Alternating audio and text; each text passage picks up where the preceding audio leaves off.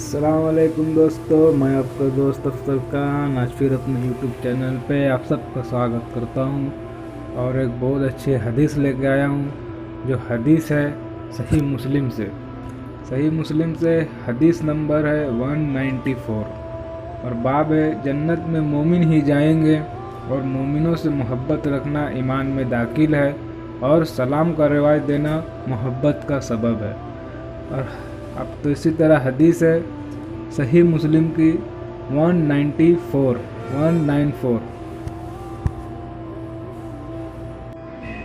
इसी तरह अबू हुरैरा रजी अल्लाह ताला अन्हु से रिवायत है कि रसूल अल्लाह सल्लल्लाहु अलैहि वसल्लम ने फरमाया, तुम बहश्त में नहीं जाओगे जब तक ईमान न लाओगे और ईमानदार न बनोगे, जब तक आपस में एक दूसरे से मोहब्बत न रखोगे और मैं तुमको वो चीज़ ना बतला दूँ जब तुम इसको करो तो आपस में मोहब्बत हो जाए।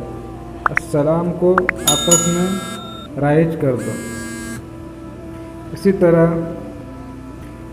इमाम जैसे कि हमारे उलमा का भी इसमें राय है कि ईमानदार ना बनोगे यानी पूरे ईमानदार ना हो।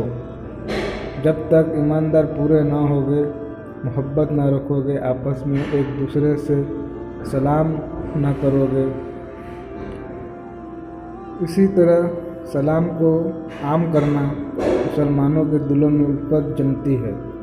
जैसे सलाम को आम करने से आपका प्यार भी बढ़ता है, इसी तरह हर मोमिन को, हर मुसलमान को आपस में सलाम करना चाहिए और सलाम को आगे बढ़ना चाहिए। इनकी अलामत जाहिर होती है क्योंकि सलाम मुसलमानों की निशानी है जो इनको और कौमों से मुमताज़ कर देती है और इसमें नफ्स की रियाजत है और तवज्जो है और दूसरे मुसलमानों की ताज़ीम है। इमाम बुखारी ने अपनी सही में उमार बिन यासिर से रिवायत किया। इन्होंने कहा, तीन बातें हैं जिसने इनको हासिल किया तो ईमान को हासिल किया। एक तो इंसाफ अपने नफ्स से, दूसरे सबको सलाम करना, तीसरे तंगी के वक्त खर्च करना।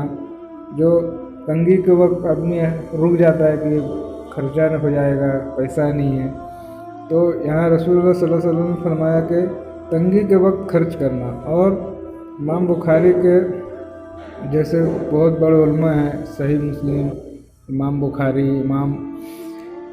तो और लोगों ने इसको कौल को मारफून रिवायत किया है। और सलाम में एक और फ़ायदा है, वो ये है कि इससे अदावत और दुश्मनी दूर होती है।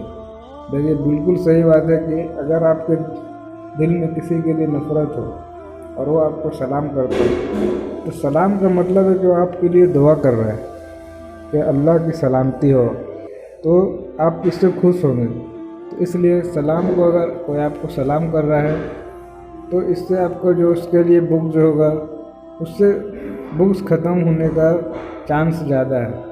इसी तरह है रसूलुल्लाह सल्लल्लाहु अलैहि वसल्लम ने मोहब्बत हासिल करने का आसान तरीका सलाम अलैकुम करना बतलाया है। सलाम से इस वास्ते मोहब्बत हासिल होती है कि वो दुआएं खैर है, यानी खुदा तुमको हर एक को हो सकता है। ये दुआ जो है हर एक के लिए आम है, ये दुआ किसी के लिए ये नहीं है, हर एक के लिए आम है। तो सलाम करने का मतलब वही है कि दुआ तुमको हर बला से सलामत रखे। और मामूल है कि आदमी अपने खैर ख्वाह दुआ मांगने वाले को अपना दोस्त जानता हो और समझता है। तो आप भी इससे मोहब्बत करना हर एक को हो सकता है। इस वास्ते रसूलुल्लाह सल्लल्लाहु अलैहि वसल्लम ने इसी को खास करके बतलाया है। लेकिन अफसोस अजीबुन जो आजकल के ज़माना में जाहिलत और गुरूर के सबब से अब बाज़ लोग सलाम अलैकुम करने से नाखुश होते हैं और दावत पे कमर बांधते हैं। मोहब्बत और खैर ख्वाही के चीज़ इन उल्टों के नज़दीक कर दिए।